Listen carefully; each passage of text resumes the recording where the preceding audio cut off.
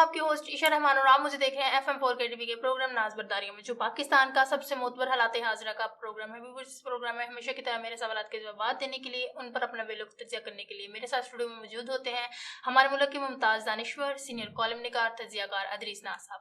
السلام علیکم سر۔ وعلیکم السلام۔ سر، ایسا لگتا ہے کہ پاکستانی سیاست سے اخلاقیات کا مکمل طور پر خاتمہ ہو چکا ہے۔ ورکرز تو ایک طرف، اب سیاسی قائدین پہلے جیسے کہ بربلا گالیاں دینے لگ گئے ہیں، کبھی وہ صحافیوں کو دیتے ہیں، کبھی وہ پریس کانفرنس میں نازیبا الفاظ کہتے ہیں، کبھی وہ اسمبلیوں میں اشارے کرتے ہیں نازیبا۔ سابق اسپیکر اسد کیسر سے لے کے مفتاح اسماعیل جو کہ ابھی موجودہ وزیر خزانہ پاکستان ہے، اور اس کے علاوہ عطا اللہ تارڑ صاحب، جس طرح انہوں نے اسمبلی میں نازیبا اشارات کیے، کیا کہنا ہے آپ کا کہ کس طرف جا رہی ہے ساری سیاست اور کس طرف جا رہے ہیں ہم لوگ؟ عشاء، اس پچھلے 5 سال میں اس میں بہت اضافہ ہوا ہے۔ پہلے بھی ہماری سیاست کو بہت اچھی نہیں تھی۔ میاں نواز شریف صاحب نے محترمہ بے نظیر کے متعلق جو الفاظ کہتے تھے، پھر ان کی تصویریں جو تھیں وہ وائرل کیں۔ اس وقت سوشل میڈیا تو نہیں تھا جو وائرل کی، وہ تو مطلب چھپوا کے انہیں وائرل کیا۔ تو اسی طرح شیر رشید صاحب جو تھے وہ نازیبا گفتگو بھی کیا کرتے تھے محترمہ کے بارے میں، اور اشارے بھی کیا کرتے تھے۔ ان کے زبانی جملے جو تھے بڑے مشہور ہوئے۔ لیکن یہ پچھلے 5 سال میں اس میں تو اخلاقیات کی دھجیاں اڑا دی گئی ہیں۔ ہماری اسمبلیوں میں جو کچھ ہو رہا ہے اور ہمارے قائدین جو کچھ کر رہے ہیں، آپ نے اسپیکر اسد کیسر صاحب کا اس رات کا حوالہ دیا جس روز اسمبلیاں تحلیل ہونی تھیں اور پورے لوگوں کی توجہ تھی ان کی طرف کہ اسپیکر صاحب کیا کرتے ہیں۔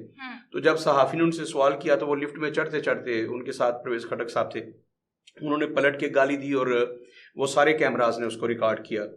اور اس کے بعد مفتاح اسماعیل صاحب سے جب سوال کیا گیا ہے کہ بھائی اب دیکھیے لوگ تو سوال کریں گے کہ آپ نوٹ کمانے آتے ہیں نا، تو انہوں نے جو سولر انرجی کے متعلق، ان کے بیٹے کے پاس ہے وہ سارا کچھ، تو سولر انرجی پہ کوئی پیسہ نہیں ہے، اس پہ کوئی ڈیوٹی نہیں ہے، ڈیوٹی فری کر دیا اس کو۔ تو لوگ سوال تو کریں گے نا کہ آپ سورس آف انکم بڑھاتے ہیں، جبکہ غریبوں کے پاس کھانے کے لیے اور کمانے کے لیے کچھ بھی سورس نہیں ہے، تو آپ سورس آف انکم بڑھاتے ہیں۔ سوال کیا تو انہوں نے گالی دے دی۔ اس کا جواب تو یہ بنتا تھا نا بھائی، حضرت عمر سے اگر پوچھا جا سکتا ہے کہ ایک چادر سے تو آپ کا سوٹ سلائی نہیں ہو سکتا، آپ کا لباس نہیں بن سکتا، تو آپ نے کیسے بنا لیا؟ تو دیکھیے بہت غصے والے تھے، بڑے مقتدر تھے، لیکن انہوں نے بھی بتایا کہ میرے بیٹے کو بھی اس جنگ میں شریک تھے تو انہیں بھی ایک چادر ملی ہے، تو میرے بیٹے نے مجھے وہ چادر دے دی، تو 2 چادریں ملا کے میرا لباس بنا ہے۔ حضرت عمر کو بھی جواب دینا پڑا۔ اگر آپ سے کوئی سوال کر لیتے تو اس کا جواب یہ ہے کہ آپ گالی دیں کہ تم کون ہوتے ہو مجھے یہ پوچھنے والے کہ میرے پاس پیسے کہاں سے آتے ہیں اور میں پیسے بنانے آیا ہوں اور میں اپنے بیٹے کو نواز رہا ہوں۔ یہ مطلب انہیں برا لگا کہ مجھ سے یہ سوال کیوں کیا۔ اسی طرح جو آپ عطا تارڑ کی بات کریے، عطا تارڑ صاحب نے پنجاب اسمبلی میں جب پرویز الہی صاحب، ان کی ٹسل ہے نا آپس میں، تو انہوں نے کہا جی انہیں باہر نکال لیں، تو اس پہ انہوں نے جو اشارہ کیا، یہ ہماری ذہنی پسماندگی کی دلیل ہے۔ جو کچھ ہم کر رہے ہیں اسمبلیوں میں اور جلسوں میں، ہم جو کچھ کر رہے ہیں، سوشل میڈیا پہ ہم جو کچھ کر رہے ہیں، آپ سارے قائدین کو دیکھیے کہ ہم کس سمجھ جا رہے ہیں۔ جس طرح سے اب تضحیق ہوتی ہے، میں کہتا ہوں مطلب اس کے بانی جو ہیں بلا مبالغہ نواز شریف صاحب ہیں، انہوں نے محترمہ بے نظیر بھٹو کے بارے میں جو کچھ کیا، تو اب اس میں شدت آ گئی ہے۔ اچھا، اب ایک بات ہمارے یہاں سمجھا جاتا ہے کہ عمران خان صاحب جو ہیں انہوں نے نوجوانوں کو بدتمیز بنا دیا ہے۔ اس میں کوئی شبہ نہیں ہے کہ نوجوان جو ہیں وہ بڑے بدتمیز ہیں، اور پی ٹی اے کے کارکن جو ہیں وہ کسی حد تک بھی چلے جاتے ہیں، گالیاں دیتے ہیں، سب کچھ کرتے ہیں۔ عشاء، نوجوانوں کو پالیٹکس میں لانے کا پاکستان میں ہماری 75 سالہ تاریخ میں 2 لوگ ہوئے ہیں جنہوں نے یہ سوچا اور پھر اس پر عمل کیا۔ سوچ تو سبھی ہیں تقریباً، لیکن بڑی شدت کے ساتھ جنہوں نے اس پہ سوچا کہ نوجوان جو ہوتے ہیں یہ چینج لا سکتے ہیں۔ اچھا، جو میری عمر میں لوگ چلے جاتے ہیں، بس اوقات تو وہ ووٹ ڈالنے بھی نہیں جاتے، وہ سمجھتے ہیں، وہ مایوس ہو چکے ہوتے ہیں۔ تو نوجوان جو ہوتے ہیں ان میں بڑا ولولہ ہوتا ہے، ان میں انرجی ہوتی ہے، وہ سمجھتے ہیں کہ ہم انقلاب لا سکتے ہیں۔ عمران خان صاحب نے یہ سمجھا اور عمران خان نے پھر یہ ثابت کیا۔ عمران خان کے آپ قافلے میں، اس کے جلسوں میں، ان کی سارے آپ دیکھ لیجئے 18 سال سے لے کر 30 سال کے جو لوگ ہوتے ہیں وہ عمران خان کی اس کی فوج کا ہر اول دستہ ہے، وہ سب سے آگے ہوتے ہیں۔ یہ عمران خان صاحب دوسرے نمبر پہ ہیں جنہوں نے یہ سوچا اور اس پہ امپلیمنٹ کر کے دکھایا۔ نوجوانوں کو انہوں نے صحیح معنوں میں یوٹیلائز کیا، انہوں نے نوجوانوں کو متحرک کیا اور اس کے بعد اپنے مقاصد کے لیے استعمال کیا۔ لیکن اخلاقیات سے یہ بچے گر گئے کیونکہ قائد جو تھا اس نے تربیت نہیں کی۔ دوسرے جو پہلے اس کی جو پائنیئر ہیں پاکستان میں، جنہوں نے یہ ابتدا کی نوجوانوں کو دھارے میں لے آئے سیاست میں، وہ مولانا مودودی رحمۃ اللہ علیہ تھے۔ دونوں میں فرق کیا ہے؟ مولانا مودودی بھی یہ سمجھتے تھے کہ جب تک نوجوان اس میں نہیں آئیں گے، نوجوان سیاسی دھارے میں نہیں آئیں گے، انقلاب نہیں آ سکتا، تبدیلی نہیں آ سکتی، آپ نوجوانوں کو لائیں۔ انہوں نے اسلامی جمعیت طلبہ بنائی، بزم پیغام اور چھوٹے چھوٹے بچوں کے لیے وہ تنظیمیں جو بنائی انہوں نے۔ لیکن حیران کن بات، مولانا مودودی کو وہ جانتے تھے، مطلب بہت بڑے دانشور تھے، بہت بڑے اسکالر تھے، بہت بڑے انٹلیکچوئل تھے، بہت بڑے مفکر تھے۔ تو انہوں نے سوچا کہ اگر میں نوجوانوں کو لاتا ہوں تو یہ تو مطلب اسکول گوئنگ اور کالج گوئنگ ایج کے بچے ہوتے ہیں، یہ ٹین ایجرز ہیں، ان کی تربیت کرنا بڑا ضروری ہے، ورنہ یہ وہ جن ہے جس کو بوتل سے آپ باہر تو ایک دفعہ نکال لیتے ہیں، اس کے بعد پھر آپ اسے سنبھال نہیں پاتے۔ تو مولانا مودودی نے ان کے لیے ایک سلیبس متعارف کروایا۔ انہوں نے کہا کہ یہ 5 وقت کی نماز پڑھیں گے۔ اسلامی جمعیت طلبہ میں ڈائریکٹ کوئی نہیں آ سکتا تھا، پہلے رفیق بناتے تھے۔ جو رفیق تھا مطلب ایک کڑی مشقت ہوتی تھی، آپ جب جماعت کے رکن بنتے تھے اور جمعیت کے رکن بنتے تھے۔ کرنا آپ نے کیا ہے کہ ایک سلیبس آپ کو دے دیا کہ آپ نے خرم مراد صاحب کی یہ پڑھنا ہے، مولانا مودودی صاحب کی یہ پڑھنی ہے۔ تو تعلیمات ہی باقاعدہ ایک سلیبس تھا، آپ نے نمازیں پڑھنی ہیں اور اس کی حاضری ہوتی تھی باقاعدہ، اتنے دروس جو ہیں ان میں آپ نے شرکت کرنی ہے۔ تو نوجوانوں کی تربیت کا پورا اہتمام تھا جماعت اسلامی میں، مولانا مودودی نے یہ سارا سسٹم متعارف کروایا۔ عمران خان صاحب کے پاس ایسا کوئی سسٹم نہیں ہے، یہ یوتھ کو لے تو آئے ہیں، بڑی بھاری تعداد میں لوگ آ گئے ہیں۔ اب ظاہر ہے سوشل میڈیا ہے، اور سوشل میڈیا سب سے زیادہ جو استعمال کرتے ہیں وہ وہی 18 سال سے لے کر 30-35 سال تک کے نوجوان۔ اچھا ویلے بھی ہوتے ہیں، پورا دن فارغ ہوتے ہیں، کوئی کام نہیں ہے، کوئی جاب لیس لوگ ہیں یہ سارے بچے، کام کرنا نہیں ہوتا تو رات ساری جاگنا ہے اور سوشل میڈیا استعمال کرنا ہے، دن سونا ہے اور پچھلے پہرا بارہ گردی کرنی ہے۔ یہ بچے پھر کرتے کیا ہیں؟ ان کے پاس یہ بے راہ روی کا شکار ہو گئے، ان کے پاس اخلاقیات کچھ بھی نہیں ہے۔ ہمارے لیڈر جو ہیں انہوں نے کرنا تھا، ان کی تربیت کرنی تھی۔ جیسے مولانا مودودی میں بتا رہا ہوں، جماعت اسلامی کامیاب ہے یا ناکام ہے اس پہ ہمارے فوکس ہی نہیں، بات نہیں ہو رہی۔ ہم تو ایک اچھی چیز جو ہے جماعت اسلامی کی وہ بیان کر رہے ہیں نا کہ مولانا مودودی نے بھی نوجوانوں کو متحرک کیا، لیکن انہوں نے باقاعدہ ان کی تربیت کی۔ جبکہ عمران خان صاحب جو ہیں انہوں نے نوجوانوں کو متحرک کر دیا ہے، جن کو بوتل سے باہر لے آئے ہیں۔ اب یہ نوجوان ہیں، یہ بہت اویئرڈ ہیں، ان کے پاس بہت زیادہ اویئرنیس ہے۔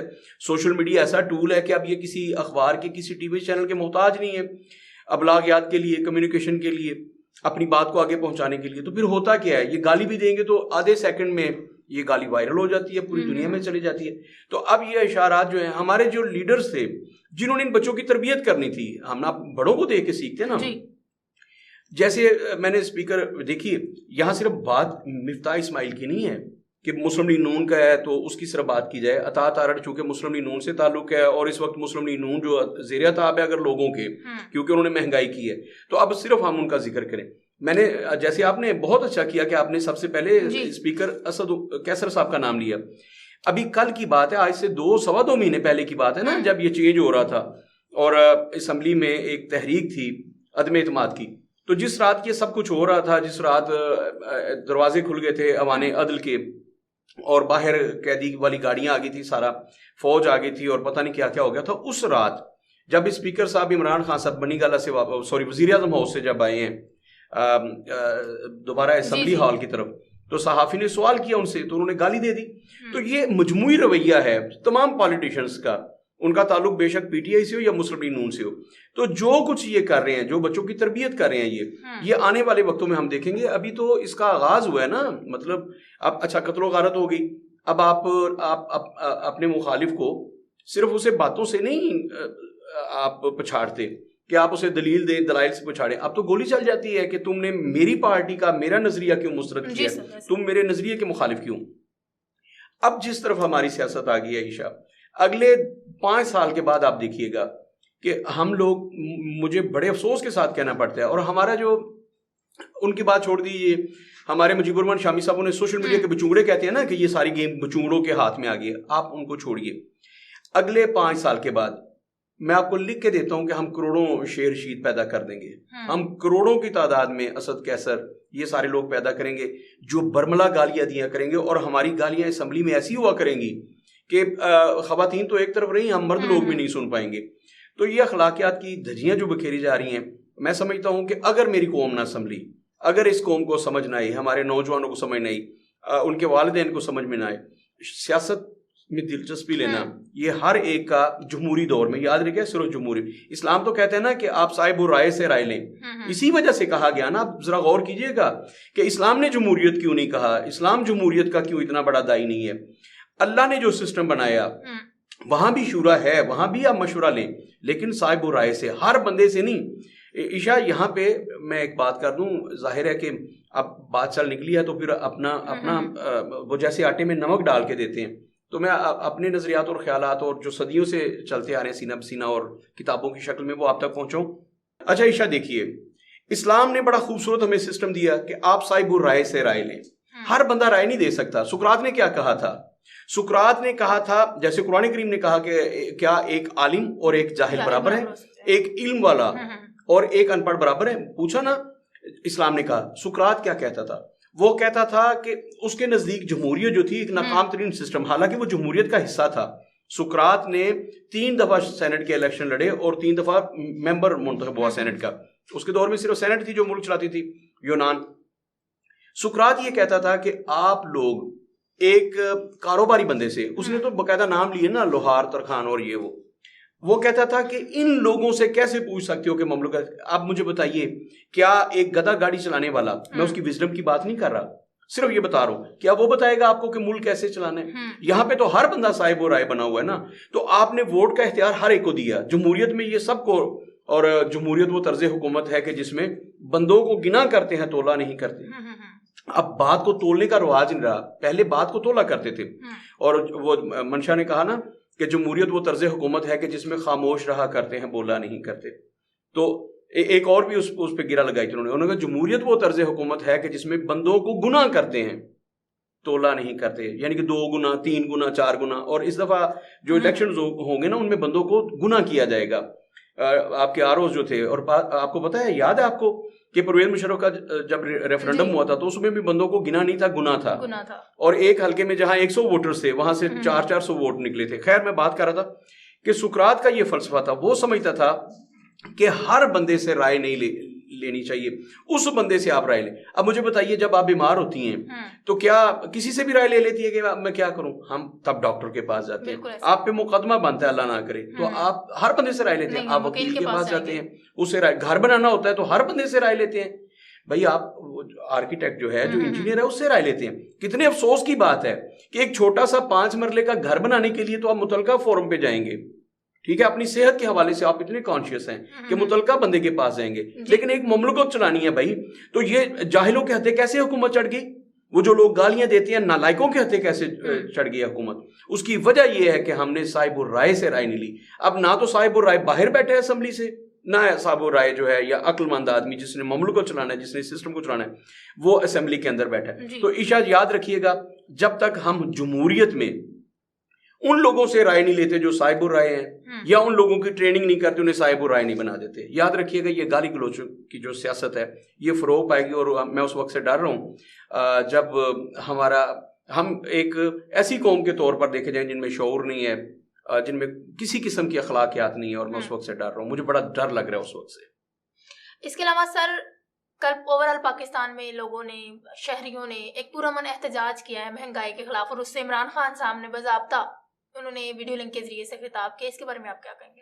عشاء, پہلی بات تو مجھے ایسے لگ رہا ہے جیسے قوم جو ہے انہوں نے خان صاحب کی اس بات کو بھی, حالانکہ یہ قومی ایشو تھا نا, تو یہ بہت بڑی تعداد میں لوگ نہیں سڑکوں پہ ہے, جیسے خان صاحب سمجھ رہے تھے کہ اب لوہا گرم ہے اور میں چوٹ لگا سکتا ہوں. بہت بڑی, اس سے بڑی تعداد میں لوگ جب ان کی حکومت گئی ہے اور وہ خط لہرا رہے تھے کہ میرے ساتھ ظلم ہو گیا, زیادتی ہو گئی, اس ملک کے خلاف سازش ہو گئی ہے, تب زیادہ لوگ نکلے تھے. مہنگائی کے خلاف جو ہم لوگ سمجھ رہے تھے کہ لوگ سڑکوں پہ آئیں گے اور احتجاج کریں گے اور یہ ان کی قوت خرید سے باہر ہو گیا, اتنی تعداد میں عمران خان صاحب, اور مجھے لگ رہا ہے کہ لوگوں نے خان صاحب کی احتجاجی جو سیاست ہے اسے مسرت کر دیا ہے, کیونکہ وہ سمجھتے ہیں کہ ان کے پاس بھی دینے کے لیے کچھ نہیں, نہ یہ ڈیلیور کر سکیں, نہ مسلم لیگ نون ڈیلیور کر پا رہی ہے. تو میرے خیال میں لوگ یہ سمجھنے لگ گئے ہیں کہ جمہوریت جو ہے وہ ڈیلیور کرنے میں ناکام ہے, اور یہ بات بڑی افسوسناک ہے. ہمارے سیاسی قائدین کو اس بات کو سمجھنا چاہیے, یہ خطرناک بات ہے, لوگوں کا اعتماد ان سے اٹھتا جا رہا ہے. اور اگر ایسے ہی ہوا تو پھر یاد رکھیے گا لوگ فوجی بھٹو کی چاپ سننے کے لیے بےتاب ہوں گے, ان کی طرف دیکھیں گے کہ وہ آئیں اور ان کے دکھوں کا مداوع کریں. تو یہ خان صاحب کو بھی سمجھنا چاہیے کہ انہوں نے احتجاج کی سیاست کو مسرت کر دیا ہے. اب کسی ویژنری لیڈر کی ضرورت ہے جو ٹی وی چینل پہ بیٹھے, ضروری نہیں ہے آپ سڑکوں پہ لوگوں کو لائیں. اب آپ کے پاس سوشل میڈیا بھی ہے اور الیکٹرانک اور پرنٹنگ میں بڑا طاقتور ہے.